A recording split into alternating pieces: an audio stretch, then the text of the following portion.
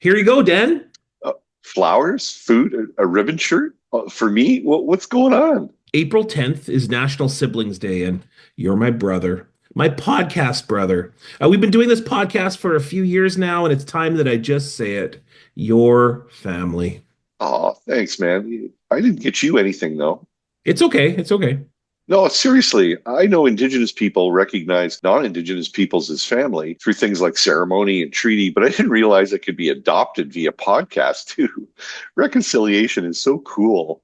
Here you go. What is this? A list like eggs, milk, cheese? Yeah, stop by Superstore on your way home. Wait a minute. Also, when you get home, make sure to fix that light on the porch. And there are several fence boards that need to be replaced. You do that. I'll do the dishes, vacuum. I'll have dinner ready too. Oh, hey, wait a minute. So don't forget, we are painting the house this weekend, so cancel your plans. Niigaan, I can't do any of this. I have a house, kids, a family, and Saturday night is date night with my wife. It's okay. I phoned her and told her you're busy. By the way, we need to talk about some of the things you waste your money on. I'm not sure I like this. Truth before reconciliation, Dan. The Winnipeg Free Press proudly presents, in partnership with CJNU 93.7 FM, Niigaan and the Lone Ranger.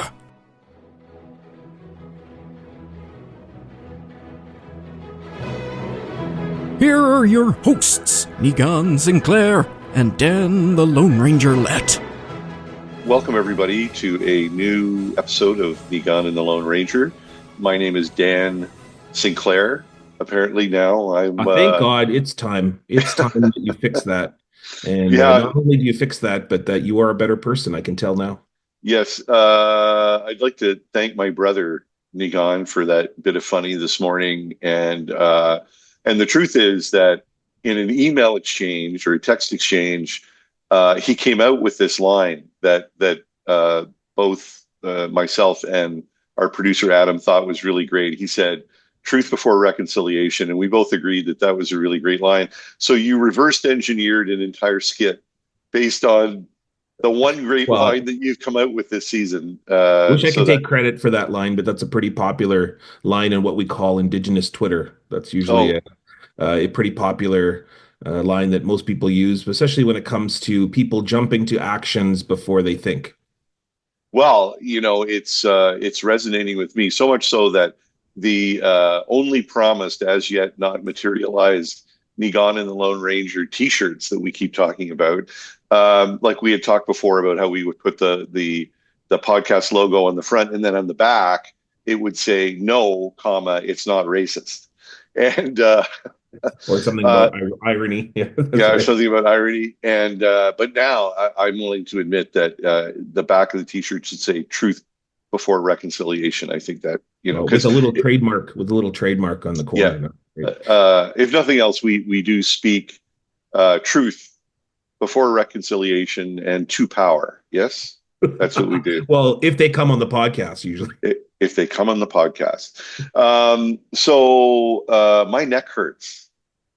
Did I tell you that my neck hurts? Is it whiplash? Is it you're spinning around is because you can't believe that we're either on or off, or are we on this roller coaster still of tariffs? Who knows what's going on? Great way to steal my punchline. I had y'all set up for a punchline. What? I saw it coming, and I think everyone else did too. Yeah. Okay. Trump tariff whiplash that's another copyrighted term. I'm gonna get to the patent office. It's Friday morning when we're recording this part of the podcast. And just a sec, let me click. I'm just calling up the New York Times. This is in real time, folks. The thing about where we're at is you have to be watching the news literally hour by hour to see A, if the tariffs are on, and B, who bought the stocks when they were the cheapest. And the latest is Republican senators and House of Representatives magically just fluked out and now have made billions of dollars by buying the stock at the cheapest. Trump changes and course, and boom, the stock market comes back. And when it all comes out in the wash, you will find that a lot of people made billions of dollars in this debacle that's taking place in the South. Yeah, it all seems to be set up, quite frankly, for profiteers to take advantage. The news this morning, as I'm trying to wipe the sleep out of my eyes, is that China has raised tariffs on U.S. imports to 125%, matching the U.S. levy. What that means is that the oven mitts and that the clothes steamer that you buy on Amazon are now going to cost about $100,000. So will anyone ever drive cars again after this? That's the big question, I think, because the cars, it seems, will be tariffed 28 times before they are created as they cross the border, as the pieces, the building blocks of cars cross the border, and their tariffs each time. It just seems like a car will be out of the reach of most people, except for those who are millionaires. And on top of that, I wonder about what is security going to look like in all of this when we have this massive meltdown between the United States and Canada. We see the only country that's not tariffed, apparently, that will have money out at the end of this will be Russia. Yeah, it's funny how somehow they don't seem to be affected by what's going on. I don't want to read too much into that, unless it's except for the obvious. Yeah, no, for sure. It's crazy. It's pretty ironic that islands predominantly inhabited by penguins are tariffed. Ukraine is tariffed. Pretty much everyone that is a manufacturer of cheap goods in the United States is tariffed, but not Russia. Meanwhile, back in Canada, there's an election going on. The first 2 weeks of the election were incredibly fascinating, based largely on the completely improbable surge in support for the Liberals. And now we've kind of settled.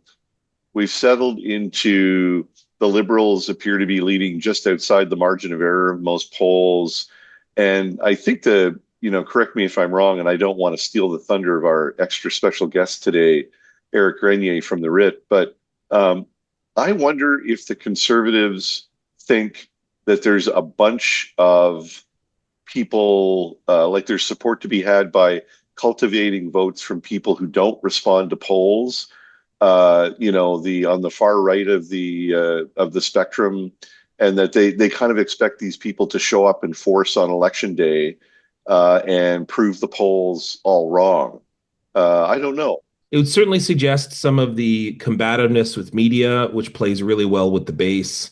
Locking media, locking them in little pens during the press conferences for Poilievre, refusing questions other than selected media members, refusing follow-up questions, refusing media on the plane. That whole narrative really plays well into those who already feel quite disenfranchised by the system.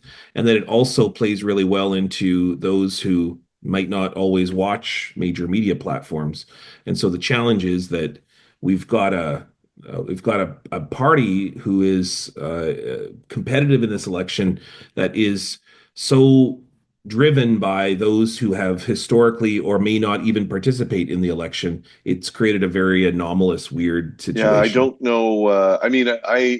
Even when the Liberals were surging in some polls to double-digit leads over the Conservatives, I expect the result on election night to be much, much closer than the polls. And I think there's even a possibility that in the last 2 weeks of the campaign, we may see. I think we've already seen a modest narrowing. Do you think that?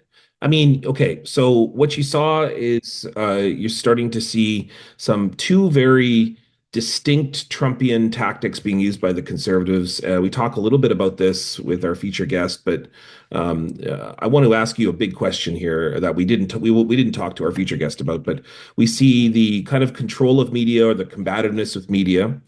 And then second is an obsession with crowd size and say in a sort of announcement of forget about the polls, look at the crowd size. Both of those are very Trump playbook tactics. Do you think that there's a possibility that we might see this election was rigged. I don't believe the results. And all of this has created a farce of the system. And we won't see a January 6th kind of rise up. But I think that the poll this week, which suggests that a number of polls have been sort of looking at Western alienation, and the main poll that came out said that if the Liberals are elected, approximately 1 in 3, 1 in 4 people in Saskatchewan and Alberta will want to secede, or movements to want to secede.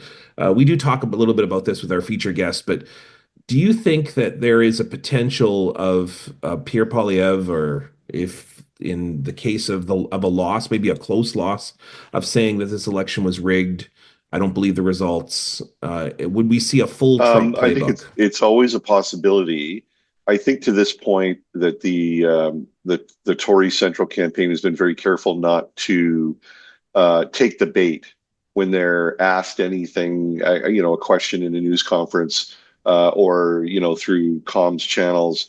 For example, they publicly, the campaign disavowed some of their candidates that were saying that the polls were part of foreign interference in the election. That the poll results are not a true reflection of what's going on in the country. This is election meddling, and the Conservative campaign was very quick to disavow those comments. The crowd size thing, is so weird. It is true that you cannot ignore a huge turnout for a candidate. If Mark Carney or Pierre Poilievre is showing up to an event and there is like a really big crowd, I mean that's an engaged party base. It's not maybe a scientific metric of support, but it is a gauge of support a little bit. But I think I saw the exchange between the Globe and Mail reporter and Pierre Poilievre on the, look at the size of the crowds, and well, you were there, and it was, to me, I think he was baited into that a little bit, but it's also like, don't talk about the crowd size. Who cares? It is a almost direct. I mean, they've worked fairly hard to pivot the campaign, the Conservatives, and the results are showing. I mean, most polls have shown Poilievre at least 2 to 3 points increased in being seen as a favorable person for prime minister. Now, these aren't huge numbers we're talking about here, going from 25 to 28, when Mike Carney is at 45 to 48, is a very different way that you're seen as a potential prime minister in waiting. So Poilievre has a lot of work to do to be able to be seen as sort of an adult in the room when it comes to Donald Trump. But they have pivoted the campaign. They've taken a much more aggressive approach. Poilievre famously this week said, "If I was prime minister, the tariffs would end on day one." How he does that is not fairly discerned, but he said, "I will make sure this happens. I will take a combative role with Donald Trump." But then there's all these Trumpian tactics which seem to be emerging, and I guess the point is he being baited, meaning that he's not aware, or perhaps it's happening organically, or is it that there's a playbook here of combativeness with the media, obsession with crowd size, really foister a whole lot of attention on the disenfranchised and the marginalized, and then perhaps even question the results of the election? Is there going to be that kind of move, even if it's not something perhaps that was even intended? I think there's always a possibility that we repeat the results of the last two elections, where the Liberals won minority governments but got fewer votes than the Conservatives. I don't think that delegitimizes the results, although my dogged friends in the electoral reform community, who flood my inbox with emails every time I don't talk about them, the liberals tend to be more efficient in their vote. So what that means is they tend to be built to win a greater number of close ridings, where the Conservatives have huge pluralities in the last two elections in a fewer number of ridings. So they got to figure out some way of doing that. And that's why, I raised the issue of, are the Conservatives hoping for a surge in the silent minority, right? People who don't respond to polls, who maybe don't vote on a regular basis. Are they cultivating these people to show up? My concern for the Conservatives is if they do show up, they're going to show up in ridings where the Tories are already strong. Like they need to find these people in ridings in Ontario and Atlantic Canada in particular. There is one interesting trend in the Conservative campaign, and it's interesting that we're talking so much about the Conservative campaign, maybe because of the kind of baffling nature in which you go from a 20-point lead to now being 5 to 7 points down.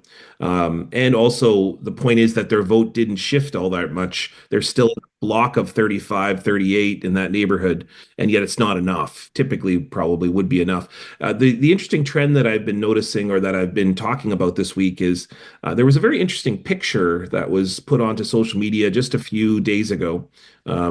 Actually probably under 48 hours ago, where Poilievre appeared in a meeting with Treaty 6 chiefs. For those of you that don't know where Treaty 6 is, we're talking about really conservative base there. But it is an area of the country in which Poilievre has been turning towards First Nations issues as one of his main platform issues, whereas the Liberals are not. The Liberals are not really talking about Indigenous issues. It's funny that we have this topsy-turvy election followed by yet another topsy-turvy moment of the Conservatives are talking far more about Indigenous peoples than the Liberals are. And of course, what's the Conservative platform? It's predominantly resource development. It's about offering credit and buying power to buy onto pipelines and projects and things like that. Anyways, so Poilievre appears with these Treaty 6 chiefs, typical meeting. Most chiefs meet with the different federal leaders, et cetera, et cetera.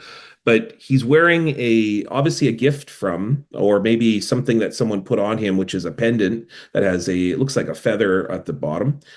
He's been sort of surrounded by these chiefs. And he is very much, it looks like an endorsing kind of picture, even though it's not an endorsing picture. Indigenous Twitter, Indigenous social media went nuts. And many Indigenous peoples who feel uncomfortable at times with the past of Pierre Poilievre, especially recently with some of his defending of a candidate that has been defending sort of residential schools. It was like a sort of civil war created on social media. Should chiefs meet with Poilievre generally? And it's very interesting. It's created a very interesting situation, but also indicates to you that he is doing what you say, which seems to be appealing to those who might not otherwise participate in elections, or perhaps are feeling disenfranchised or being left out of the Liberal conversation, as the Liberals are focused far more on tariffs and Trump. We've talked about pivoting campaigns. We're going to pivot the podcast now to our feature interview, which you handled on your own. You know what I said? You know what I said? I said, Dan, stay home this week. You deserve it. You've worked hard. Yeah. You've been a good, loyal relative, organizing guests, and in fact, you organized this one as well. Yeah. Well, I was going to say it's not like I wasn't involved in this, but I handled the reins this week. Ohio Silver. I headed in the direction, and let me tell you, we're talking like Peabody winning stuff here. This was probably the greatest interview we've ever done. I'm not sure. Are we even eligible for Peabodys in Canada? I think this would be this interview is so good, it's going to supersede the genre. Okay, Barbara from kind of territory. Like we're never before seen. And let me tell you, I will say that the first thing that Eric said when I was so happy to see him, I think I was just shocked that he showed up and that you organized it. I said, Eric, it's so good to see you. And he said, I've never been so warmly greeted on a podcast. So there you go. Okay, sorry. I'm just a sec. I have to make mental note to talk to Eric to stop being so effusive. Like it's, dude, like, anyways. No, it sounds like it was a great interview. And so here is Niigaan's. This is Niigaan's first. I think this is your first solo flight. Solo interview. It is, and we talk about lots of really interesting things. Close races in Manitoba is where we pivot near the end. But we start at the beginning. We talk about is the Carney support soft or real? Is it hardening? Is it something that's real? Is it a facade? And then, of course, we talk about crowd sizes, what we just talked a little bit about. But the pivoting Conservative campaign.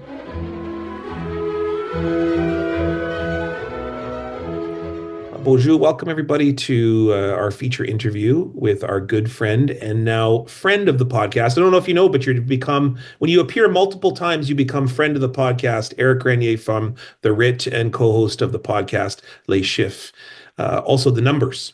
Welcome, Eric. Thank you very much. Is it like a Saturday Night Live thing if after 5 times I get a jacket? There is talk of t-shirts. I'm not sure if these will ever materialize, but please send us your size. And we would be happy to give you a Niigaan and the Lone Ranger t-shirt. Although some people are fearful of wearing them. They think it's racist. I'm not sure how I feel. We offered one. You tell me. We had the Prime Minister on Trudeau on a short while ago, and we offered him a t-shirt. He said, I'm not sure I'm going to wear that. And so we're very pleased to have you on. Thanks for coming back. And we're very pleased to talk about a couple things we're going to talk a little bit about Manitoba politics, a little bit about numbers. We've reached the halfway point of the federal election campaign 2025, one of the fastest, arguably. I think it was the minimum amount of days that an election campaign can be run. So we reached the halfway point, and we're seeing really interesting things in the trending of polling that tend to stay similar, but you see these very interesting kind of perspectives of the same numbers. For instance, the Liberals tend to be holding a lead somewhere between 43-47%, and the Conservatives somewhere between 36 and 39% in that neighborhood. Consistently in all the polls, you see the same numbers. You study polls for a living. How can 2 people, 3 people, newspapers, TV shows all see numbers differently? Like, for instance, some people are saying shows that there's soft Liberal support and the Conservatives have room to gain. Is it just that people want to swing or spin narratives, or? I do think that tends to be part of it. One of the problems when a campaign starts to get pretty stable, as we've seen this campaign get, is that you have to make the numbers sound interesting. And sometimes they're not that interesting, right? In the poll tracker that I run for the CBC, it's an average of the polls, and it's really been shifting around 6 to 7 points for the last week and a half, if not for the last 2 weeks. So there really isn't that much movement in the polls. But if you are trying to make your polling sound a little bit more interesting, then you'll pay attention to some of the variations. And there's different kind of polling that is being done right now, because we have some polls that are those weekly polls that we hear from some of the big pollsters. They have deals with Canadian Press or the Globe and Mail, or not the Globe and Mail in this case, Global News, Ipsos, for example. And those are just almost these signpost polls that are done once a week, and we get an idea of the trend line. And those are all showing pretty stable stuff. The other set of polls that we get are the daily trackers. There's 3 of them right now, so they're polling every single day, and they're doing rolling polls. So they combine the last 3 days of polling, then with a new day, they drop the old day, they add the new day. Those vary a lot more because they're being done all the time. They're not being done online. Online polls tend to be a bit more stable. So those give the impression of lots of movement, that things are up 2 points, things are down 1 point here. Look at all how exciting all of this is. But if you kind of flatten it out, they're not really showing all that much. There might be some days that are better for the Liberals and some days are better for the Conservatives. But if we flattened it out to look at the broader trend line, there's not that much going on. The Liberals moved ahead by 5 to 7 points on average after about the first week, and then things have stayed there since then. I think that is pretty much what the polls are showing. But, media does have to try to sell eyeballs and clicks and all that kind of stuff. And it's more interesting to give the perception that, there's still lots of uncertainty and things are moving around. So you got to check back every single day. Do you think that, obviously, I guess polling companies are kind of competitive. They want to get eyeballs on their poll versus this other poll. I was watching Power and Politics, a show that we're both on fairly regularly last night, and they were kind of applauding because I think what was an outlier poll now has come into concert with all the other polls. And I think it was Main Street that tended to be It was probably Abacus, actually, I think. maybe Abacus that tended to have the conservatives higher than almost anybody else. And of course, polling data is often influenced of who you're asking, where are you asking, what question are you asking, those kinds of things. And so it was interesting that now sort of pollsters are analyzing, talking to each other, maybe being a bit competitive with one another. Do you find that? Oh, yes. Pollsters are among some of the most competitive people I've interacted with.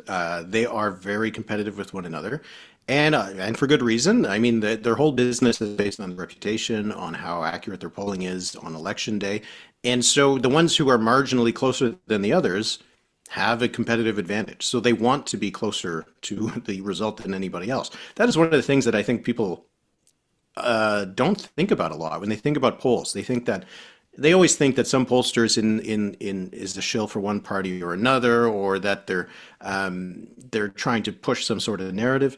All they want to do is get as close as possible because it's good for business. And it's in a way the best kind of assurance that the pollsters are trying to do a good job is that if they don't do a good job, they lose money. I think that they are pretty competitive. One of the things that we've seen over the last little while is that there were two polling firms that were showing still a close race. They were showing that either the Conservatives were ahead by a point or tied. This was an Innovative Research Group and Abacus Data. But now we've seen that those two pollsters as well have started to show the 6-point lead for the Liberals. Now, their data is probably just picking this up like everybody else, and there's a reason why we're all seeing the same numbers. But I think for people like me who watch it, I prefer to have the polls relatively all in the same place because I don't want to think that that I'm not understanding how the race is going because I look at the bulk of them. So all the polls now are showing a gap usually between anywhere from 3 to 10 points. That's where the polls are right now. When there was one poll showing that maybe the Conservatives are actually ahead, it put a little kernel of doubt into my mind. Now I don't feel as uncomfortable where things are. So that makes me feel better in the sense of trying to get an understanding of the numbers. I don't like it when it's possible for two completely different things to be true at the same time, because then you don't really know where the truth lies. Isn't that what the Conservatives are trying to do right now by saying, don't look at the polls, but look at how many people are at our gatherings? Isn't that what I mean, it's almost like a direct result reaction to what the polls are saying. They're saying, hey, don't worry about the polls, but we had 13,000 people in this facility the other day. The fact that they can get that many people to attend a rally is impressive, right? These are huge things to pull off. They're not easy to do, but they're not representative samples of the population. And it sounds like such a nerdy thing to say, but like polls are done in a scientific way. There's a mathematical kind of formula behind it and theory that if you poll X amount of people, you should be able to get within 3 or 4 points of what the reality is. I mean, 100% of the people going to the Conservative rallies are going to vote for the Conservatives. It's not a representative sample of the population, right? I think that what they're doing with those rallies is, one, they're trying to signal to their own supporters that things aren't going so bad. Look at how many people we can get. This isn't over. Go out and volunteer, donate, tell your friends, get people to vote. So I think it is meant as a good way to counteract the narrative in the polls. But they've also been effective in causing doubt. I've gotten many questions from journalists saying, can we trust the polls? Look at these rallies. I mean, Donald Trump, federal election, tied, but yet keeps saying, oh, look at all these rallies, and then comes to election night and boom, he wins all the swing states, which said that there might be some argument in some questioning polls. But I mean, how do you feel about that when you hear it? Well, the thing is, to me, those are, so people think of the result of the US election, and they think that it was more or less that the polls are 100% wrong, because they said Harris had the better shot of winning, though which they didn't. Everybody was saying it was a toss-up, and Trump won. So it seems like it was a binary choice. Either the polls are right or they're wrong. But in reality, the polls were off by about 2.5 points. And those 2.5 points made all the difference. They meant that Trump could win in Wisconsin and Pennsylvania and Michigan and all those places. But 2.5 points is not a lot. And in a Canadian election, if the Liberals are up by 6 or 7 points, as we see right now, if they're up instead by 4.5 points or 3.5 points, they still win the election. And they still win it pretty handily. They won the last 2 elections despite losing the vote by over a point. So when people think of the US election, they think of the result having been such a surprise. But the polls were actually not so bad that they would invalidate the kind of polling we see right now in Canada. Now, things might be if we get to election day and it's a tied race, then okay, maybe the polls could be off by enough that the Conservatives end up winning. But in the race that we're in right now, which is a pretty big Liberal lead, it's extremely unlikely the polls would be off enough that, in fact, the Conservatives would win instead of the Liberals. Yeah, I can tell you that watching you take this apart or pick this apart or explain it has been so helpful for me, because one of the things that really influenced me that you said recently was if they're statistically tied, that's a Liberal victory because of the efficiency of the Liberal vote. The Conservatives would need to be 2 to 3 points ahead for it to be a Conservative victory or looking like a Conservative victory. So a 6-point lead for the Liberals really suggests almost like, I wouldn't call it a landslide, but I would call it a very significant majority. Yeah, well, my projections right now have them winning almost 200 seats, or actually at 200 seats, which the party has never done before, which, again, makes me uncomfortable. I don't like projecting things that seem incredible or unbelievable. Making news, right? Making news. Yeah, but that's it. But no, with the kind of leads we see, because they're ahead by about 10 points in Ontario, they're ahead by 20 points in Quebec, they're ahead by 20 or 30 in Atlantic Canada, they're even ahead in British Columbia by a decent margin. You put that all together, when a lot of those seats are coming from the NDP and the Bloc, there's not much the Conservatives can do about that. That's one of the issues that the Conservatives face, is that right now they're at 37% in our average. And as you mentioned, some polls have them as high as 40. The lowest you usually see is now 36, something like that.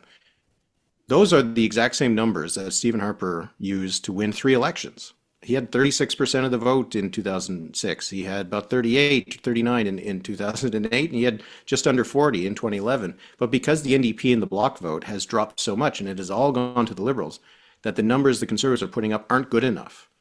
And that also comes to the rallies.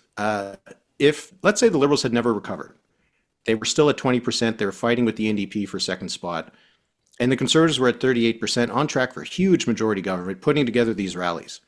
We'd say, look how great these rallies are, the sign of the momentum the Conservatives have. But they're still at the same 37, 38% of the vote that they would have had in that scenario. The only difference now is that it isn't enough, whereas it would have been before. So it's that context I think people have difficulty with, that, it's the idea that there's this pool of rally goers that everybody is trying to get, and the Conservatives are getting all of the rally goers, which means they must be winning the election. That's not how it works. Mm.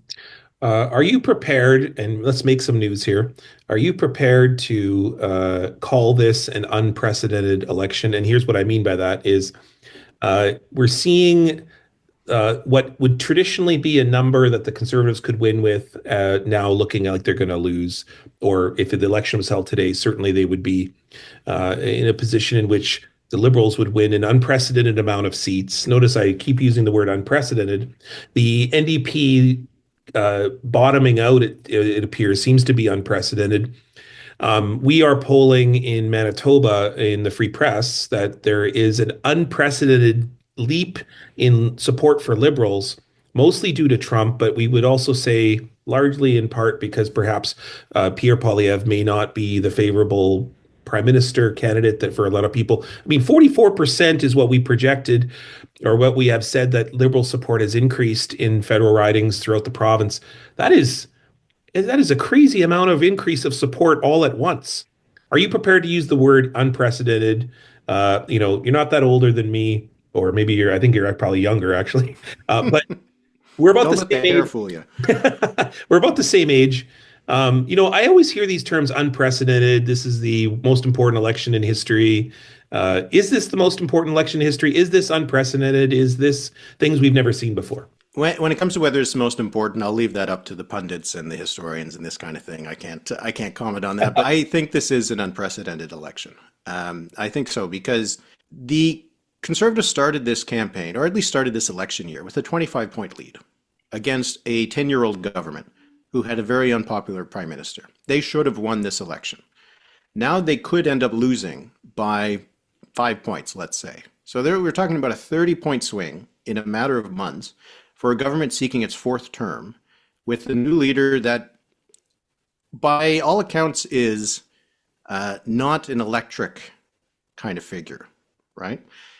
The fact that it could go from such a obvious and almost inevitable Conservative victory to such a big potential win for the Liberals is just incredible. The fact that this would, if the Liberals pull this off, let's say they get 200 seats, 44% of the vote, which is where we have them projected right now. They've never won 200 seats. And the last time they were in the 40s, or well above 40%, was in like 1980, or some of the elections with Pierre Trudeau. And back then, it's because 70% of the vote in Quebec went to the Liberals, which isn't the case now. It's just an incredible change of fortunes, which I did not predict. I will say that fully at the beginning, that I thought that at the beginning of the year, the Conservatives were going to win this election. It was going to be a huge win. The only question was, could the Liberals survive? And now we're talking about, could the NDP survive? And what happens if the Conservatives lose a third consecutive election with the same amount of seats, or a fourth consecutive election? It is an unprecedented election. And I think it's just because of, really, to be frank about it, the unprecedented nature of the threat we face from the United States. Yeah. And just before we came on the podcast, we were talking about, there is kind of a revitalized patriotism in the circles that I run in, which are, well, actually, I would even say it's a newfound patriotism amongst Indigenous peoples, which at times, to me, these are people that I often march with, people that back in my activist days were, some of them were, burning the Canadian flag. And here we are now in positions in which they're now defending the nation versus this kind of ongoing threat of Donald Trump. And what you pointed out, which is that there is this kind of, would you call it revitalized or reborn, or maybe new patriotism in even areas that were staunch Bloc Québécois supporters? That's interesting. So there is a kind of unprecedented that we're seeing in this election that harkens back to a kind of new wave. We might call it in the future a new wave of Canadian politics and patriotism coming out of this moment. Yeah, obviously, the situation for Indigenous peoples and Quebecers are very different, but we've seen a drop in support for sovereignty, independence in Quebec of 10 points, just all of a sudden, as a result of Donald Trump. It was trending upwards towards the high 30s, around 40%. And then all of a sudden, the same polling firms were putting it down to 27, 29%. And the fact that we have the Liberals now leading in Quebec, and in some polls approaching 50%, with a leader who does not speak French very well, and who doesn't seem to be. The thing that blows me away. It does. I'm so looking to what the debates are going to happen, and that we do a French language debate. And I wonder what Quebecers will think of Mark Carney, because his French is not his strength. No, but I think what we've seen is that it doesn't matter. We've seen polls asking, like, do you think Mark Carney's French is good enough in Quebec? And you'll get a plurality of people saying no. But the thing is that you're always graded on a curve in Quebec when it comes to the French language. If you're an Anglophone who's trying, you get lots of points. If you're someone who claims to be a Quebecer, claims to be in touch with the province, and you don't speak French that well, I don't think you get graded as well. Justin Trudeau was always criticized for his French in some circles in Quebec, because they didn't think it was up to par for what it should be as a Quebecer. But for Mark Carney, French is far worse, and he's getting a lot more of a pass because people kind of expect that if you're an Anglophone, you're not going to speak French that well, and so it's okay. And he's not there to speak French. He's there to deal with Donald Trump and all this kind of stuff. So I'm very curious to see what happens in the debate as well, but I'm not sure if it's going to matter that much, because I think it might already be baked in that a lot of Quebecers expect his French to be awful. So if he at least is okay, he'll surpass expectations. It's a little bit like that famous quote from, I think it was Corey Tenaika ahead of the 2015 leaders debate, where he said that Trudeau would win if he showed up with his pants on. For Mark Carney, I think he just needs to be able to, say Frere Jacques or something like that, and he can get through the debate. Okay, that's making news right there. You better be careful throwing around things like that. Okay, two big questions. I want to talk about what has often been called soft support for particularly Mark Carney, and whether that's true or not. And then, in terms of the likability of him as prime minister, and we see a recent Nanos poll that rises or perhaps suggests that there is a kind of favorability.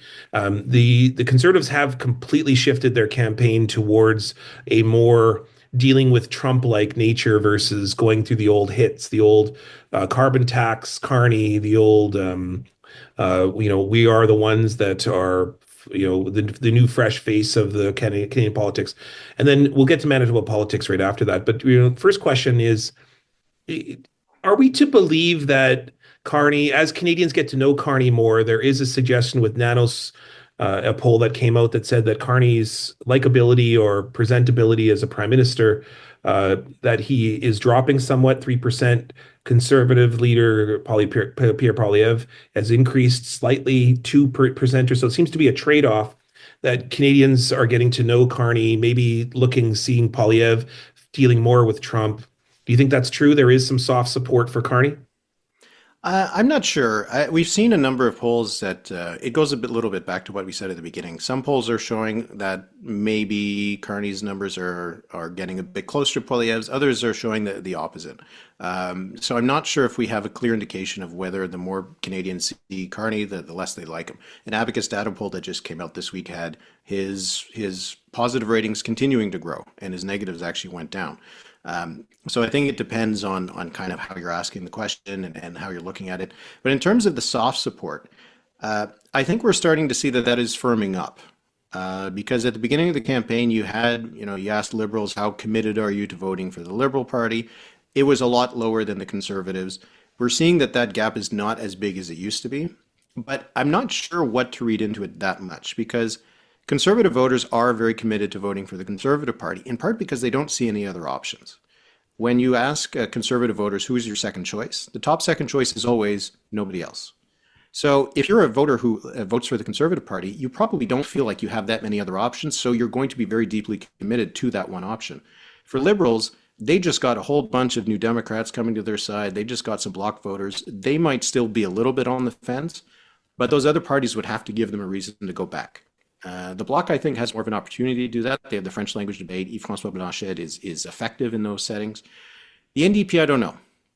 They seem to just be losing steam and losing purpose in this election. And I think that they have a much harder hill to climb to get their voters back. So I do think that the Conservative floor is far higher and it's far firmer than the Liberal. But the Liberal ceiling is right now, and this is a shift, we didn't see this earlier in the year, their ceiling is higher than the Conservatives. More people would consider voting for them than for the Conservative Party. Yeah, I've said a few times that one of the real unprecedented, but perhaps surprising or maybe tragic stories of this election is that Jagmeet Singh is arguably one of the most successful NDP leaders of all time, got the most amount of things done, even I would say more than Jack Layton, got more policies, pharmacare, $10 a day daycare. I mean, in many ways, the NDP were a significant portion of why the Liberals were interested to move towards. I guess Liberals might argue with me a bit on that, but Jagmeet Singh has a track record, which is unlike many NDP federal leaders, and he's probably going to be punished for it, or he's not going to get rewarded for it, is what I mean. Yeah, I think in terms of legislative accomplishments, you can probably put Jagmeet Singh up there with Tommy Douglas and David Lewis, who did a lot with the Trudeau government in the 70s. But in terms of the electoral outcome, he's not up there with Broadbent or Layton or those. Well, those two would be the top two. I think that what it is that the NDP has struggled, I think, with its positioning in the whole confidence and supply agreement. Not so much because I don't think people don't like what they brought in or that they're rewarding the Liberals for things that the NDP proposed. I think that issue, that the way they handled, particularly the breakup, it just wasn't very serious. First, they were going to defeat this government, and then they didn't at the first opportunity, and then they're back and forth and back and forth. And Jagmeet Singh, for all of his personal likability, sometimes struggles to answer a follow-up question, because sometimes the NDP's logic, a lot of these things, it didn't really survive that second follow-up question. Pulling support for the government cannot support this government. Will you defeat the government? Well, we're not saying that right now. I think that kind of sapped the NDP's kind of strength. But what was propping them up, I think, throughout this whole period was Justin Trudeau was so deeply disliked that Pierre Poilievre was seen as the far better option, and Jagmeet Singh was seen as a fine option when Justin Trudeau was there. But now that Justin Trudeau's gone, Mark Carney is there. Carney seems like the better option than Poilievre to a lot of voters, which is why he's now first. And for those other voters, especially in the context of Donald Trump, he seems a much better option than Jagmeet Singh. And I think that the NDP has just lost its reason to, it's almost its reason to exist in the current context. The NDP is not going to die or anything like that. Everybody always calls the death of a party every time they have a bad election. But I think in the current context, they just do not have a good reason for people to vote for them at this stage. Which brings us to Manitoba. We've one of the things that we said most recently on the podcast a couple of weeks ago was the kind of survivability of the NDP will be found in Manitoba. In many ways, Manitoba is the kind of lifeboat. I think if the NDP are going to survive, they're going to find a significant amount of seats in Manitoba as that place in which they may or may not survive. And I think you could, on election night, you could look to Manitoba, and I think that will indicate where the NDP standing will be. There are some very safe NDP seats, like Winnipeg Centre. It's very unlikely Leah Gazan's going to be defeated in that riding. And then, of course, there is some questionability whether in Elmwood-Transcona, whether the kind of staunch NDP support for such a long period of time can be salted away by some Liberal supporters, which may open up the road for the Conservatives. But, in Winnipeg, there's not a lot of really tight competitive races, with the exception of Winnipeg West, where we see Marty Morantz and Doug Olofsson going together for round 3, I think now, or 2, or whatever round we're in now, separated by just a few dozen votes in the last federal election. But we'll see. That's kind of very much a bellwether riding. There's a possibility that out there in St. Vital that Terry Duguid may be in for a fight, looking at some Conservative support in that area. Is there any riding that you're looking at in Manitoba that is kind of curious, or that you think that there may be a fight worth watching that on election night would be a tipping point or something that people should look to? What I always find interesting about talking with people who have that that local kind of presence and knowledge is how different things are sometimes between the numbers and what people expect. So when I'm looking at the polls in Manitoba, I see that a lot of seats could change. Now, that's just based on the polling numbers. It's not based on the quality of the candidates or the demographics of the riding or anything like that. It's based on the polling numbers and the last results. So when I've been going through the numbers, and it's one of the reasons why I talked about sometimes feeling discomfort with the numbers of what the polls produce in terms of electoral outcomes. Winnipeg West to me looks like an obvious Liberal pickup. They almost won it last time, and if they're up in the polls, they should win it this time. The way that the NDP's vote has dropped so much makes me think Winnipeg Centre is a riding that could flip.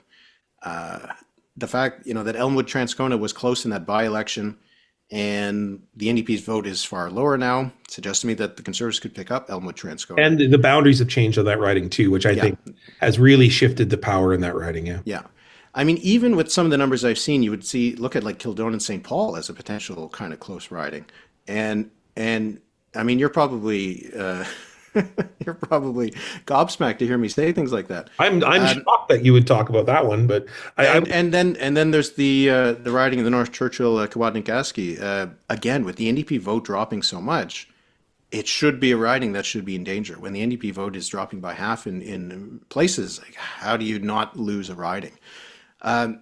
That is what the polls suggest would happen. Now, voters tend to organize themselves in a more sensible fashion. I mean, then you what's the difference there? Quality of candidate, contextual situations that influence, let's say, 2 or 3 percentage points. Mm-hmm. Like that would be the kind of difference that I think we would bring to the table because we know it locally. Like immediately when you're talking about let's say St. Boniface, for example, right? Mm-hmm. St. Boniface, long-standing riding held by Dan Vandel. He was kind of seen as the general after the passing of Jim Carr. He was kind of the general of Manitoba. He was the face of Liberal politics in Manitoba. The retirement and the rise of new candidates in Liberal, I think, has created kind of vulnerability in that seat. But I still think it's going to be fairly strong Liberal riding. You would just see that as a fait accompli, right? Yeah, with the kind of right now it's impossible with the numbers to see the Liberals losing anywhere, which is not going to happen. They will always end up losing 1 or 2 seats. There's a couple of ridings that buck the trend, but and I'm not even talking about Manitoba. I'm talking about Canada. When you're up 12 points from your last result, you shouldn't lose any seat, right? So for me, anything that was red last time should stay red this time, and anything that was close last time should flip over to the Liberals. The Conservative vote is held up, though. That is the one thing that is, especially in the prairies, that is the one thing that gives me some pause, that their vote hasn't dropped at all. So if they were in ridings where they were close to that 50% mark to begin with, it'll be hard for them to lose that seat. So like rural Manitoba, obviously going to stay blue. But some of those other ridings, like their votes were in the, in Winnipeg West and in Kildonan and St. Paul, is reachable especially if we see, like I said, those voters sorting themselves out. If the NDP voters in those ridings get behind the Liberals, if the Liberals in Elmwood Transcona get behind the NDP, seen as the strategic vote option, then then you could see that kind of thing happen. But it's just the NDP numbers are so incredibly bad, to the extent that I would not have expected, that it makes me think that any seats that they win, it's because of the person that was on the ballot. Yeah, I would say strength of candidate, like when you said Winnipeg Center, it'd be up for grabs. It's just, to me, that's preposterous. I mean, the candidate that the Liberals are running in, I'm not complaining or me saying anything mean when I say that this is generally a paper candidate who's being run in. I'm probably going to get some angry emails from that one. But I would say it's a young person from the sort of Manitoba Liberal Federal Caucus. They're very little political experience. I'm embarrassed to say I can't remember his name, just because in terms of that riding, which is right beside my neighborhood, it is. Everyone knows Leah Gazan. Everybody will vote for Leah Gazan. That there's no reason not to. She is a present in her constituency. She's very much like a Kevin Lamoureux. Like, you would never question Kevin Lamoureux's support in Winnipeg North because he is just such a staunch pro-constituency, not so worried about things that are happening in Ottawa, really involved with the community. And so, yeah, I'm kind of shocked at some of those numbers. But I guess it's strength of candidate, contextual issues, which brings me to Winnipeg North, Churchill, Aski, Giwait Aski. It is going to be an interesting riding. I mean, Nikki Ashton has been a long-serving, comes from the Steve Ashton, long member of the Manitoba NDP, ran against Premier Canoe to be the leader of the NDP, provincial NDP, long-standing union connections with the Ashton family.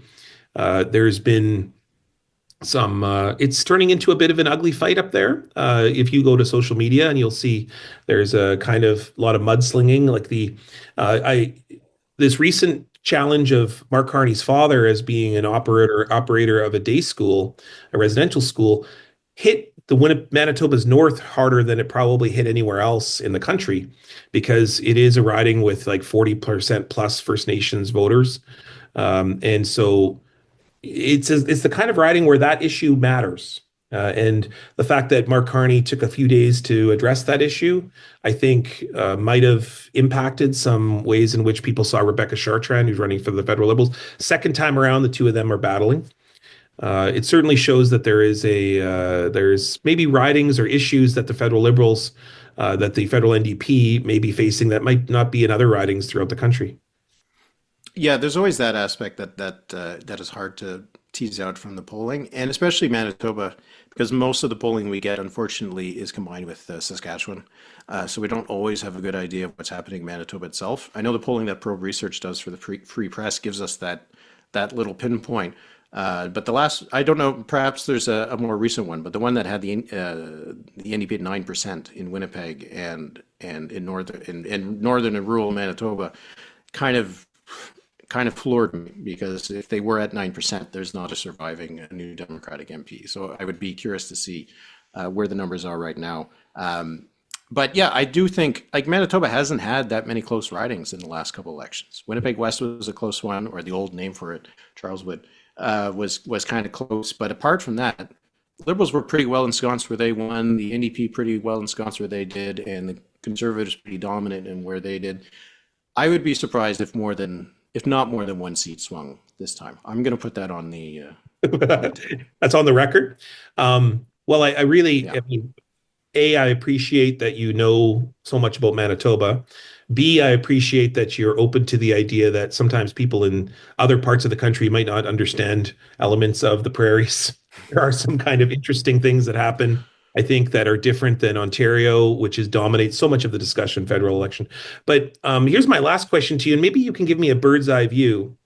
We debated this on our podcast in previous episodes. Um, in the early stages of the campaign, all the federal leaders, sorry, not liberals, but all the federal leaders came to Manitoba first. Like, why is that? They didn't go to Saskatchewan first. They didn't go to Alberta first. I mean, obviously for a whole bunch of reasons.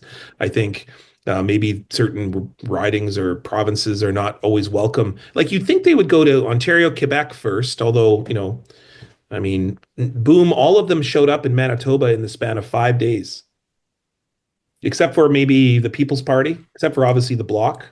But we saw Jagmeet Singh, we saw Mark Carney, we saw Pierre Poilievre, we saw Elizabeth May, all in 5 days. I guess my question would be, do they come back?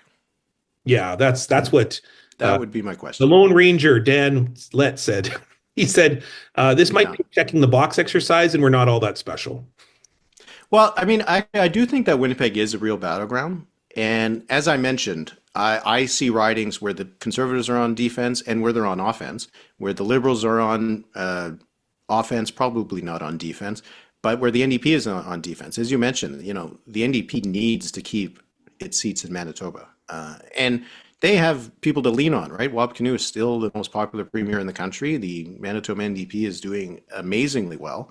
How much of that vote can they keep orange, I guess? But we've seen it it's just been remarkable to see how you have in the 4 Western provinces where the provincial NDPs are all pretty strong, that the Liberals are doing really well in all of those provinces, and the federal NDP is not.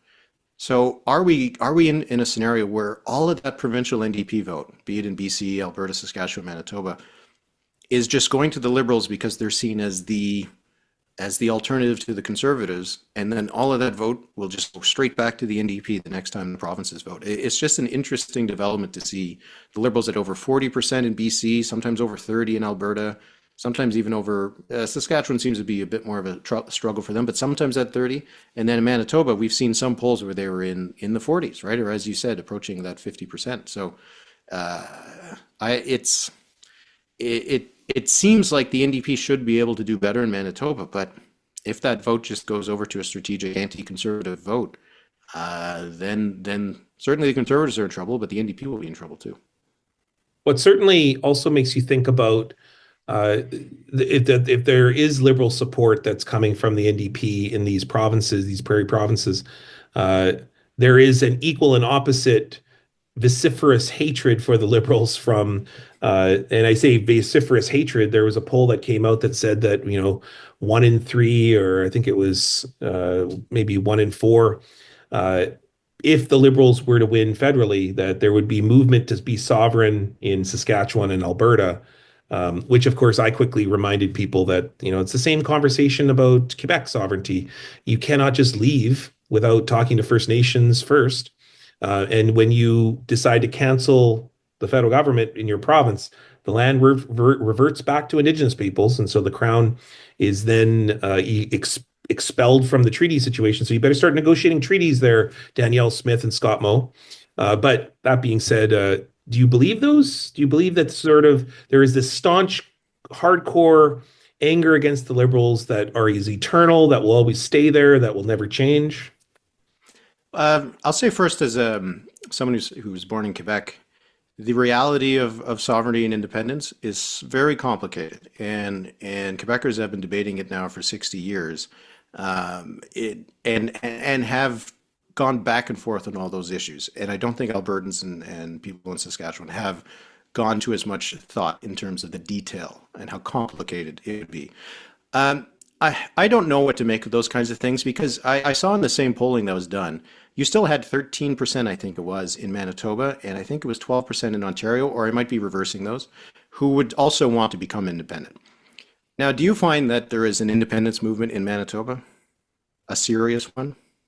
Well, not a serious one, but I think that in rural Manitoba, there is a true blue, no Liberal will ever come in my neighborhood kind of attitude that I think may at times be well earned. I mean, I think a lot of people, especially social conservatives, feel that the liberals are so woke that they're never going to be recoverable, that there's certain issues involving maybe belief or sexuality or gender that just will never penetrate certain corners of Manitoba.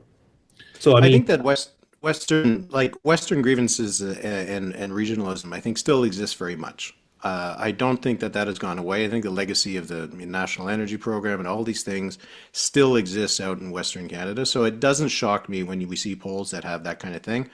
But I just think that it's a kind of more of an emotional response rather than a actual response. That will a sovereignty movement erupt in Saskatchewan and Alberta if Carney is reelected? Would it make sense if the Liberals end up and the Liberals and the NDP combine for 40% in those provinces? That there's a huge rejection of those parties when they're elected in the rest of the country. I don't think it. The thing is, every time there's been a sovereigntist party, a separatist party on the ballot in Saskatchewan or Alberta, they do very, very poorly. So I do think it's the difference between answering a poll, being angry at the Liberal government versus an actual sovereigntist movement. You talked about that rise of patriotism. We've seen it also in polling in Alberta, right? People were very upset about the 51st state stuff, and when you frame things that way, you find that people in Alberta, Saskatchewan, and Manitoba as well are not that different from people in Ontario and Atlantic Canada and BC. When you get to the specifics, perhaps talk about the relationship with Ottawa. Yeah, that can be different from one province to the next. what a hopeful way to end our conversation. Look at this. Eric Grenier talking about everybody in this together. I would say what a treaty message that is. You're bringing in some real good Kanata messages there, some good let's all look after each other and create multiculturalism and democracy. And of course, and Indigenous peoples are always the ones that are like, hey, let's get sit at the table and let's share some food. And what do you mean you're bringing the SWAT team? These kinds of. Well, let's just try to get through the next 2.5 weeks. That's without that. Yeah, that's a good hopeful message. Eric, big miigwech and thanks for your time. Great to talk to you.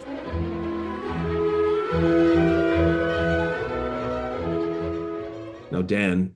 Yes. Tell me that wasn't the greatest interview you've ever heard in your life. Well, typically I don't listen to my own interviews. So I will say this is the greatest interview you've ever done in your whole life. How's that? You were doing so good until that moment. But now that we're family, I have to speak truth. Truth to family. Truth to family. Okay, yeah. Fine. But I will say Eric Grenier knows everything and everyone and every riding. It is amazing that he can just off the top of his head talk about who the winner was in, let's say, Elma Transcona, Churchill, Giwade Nagoski. Like he can talk about what happened in 1985 at this moment in this riding in Northern Alberta. And, it is his job, of course, but it is pretty impressive considering we are talking about 300 plus ridings across the country that he has basically stored into that brain. Yeah, I will say too that, during an election campaign, frequently I receive notes from other national media saying, oh, hey, would you like to, come on and talk about the race in Manitoba? And I usually either don't respond or, I sort of say, if you want to talk about the race in Manitoba, but yeah, that's great. But if you don't know anything about the race in Manitoba, I don't really want to talk to you. I want to explain them. Yeah, no, but Eric understands politics in every province and region of the country, and that's why he's a gem. Yeah, he really is, and very talented. Yeah, and if you don't know about the Writ, which is a daily newsletter and a podcast, subscribe. Pay him a little money. You can subscribe and support the. But honestly, if you want to understand how politics works in this country, that's the place to go to. That's the number one place. The number two place is Niigaan and the Lone Ranger. That's the number two place to go to understand politics in this country because we are so well connected. That we know Eric. We must be good. So That's right. We surround ourselves with the right people.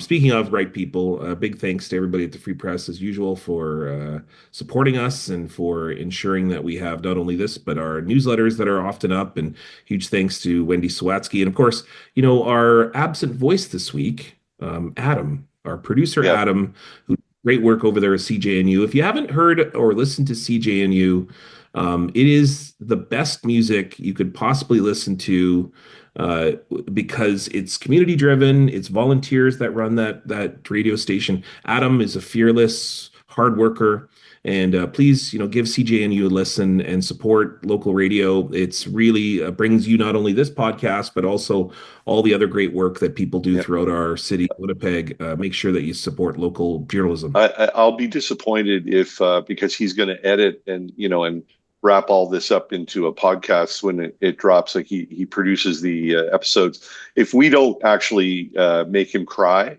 with that, I'll be disappointed if he doesn't cry.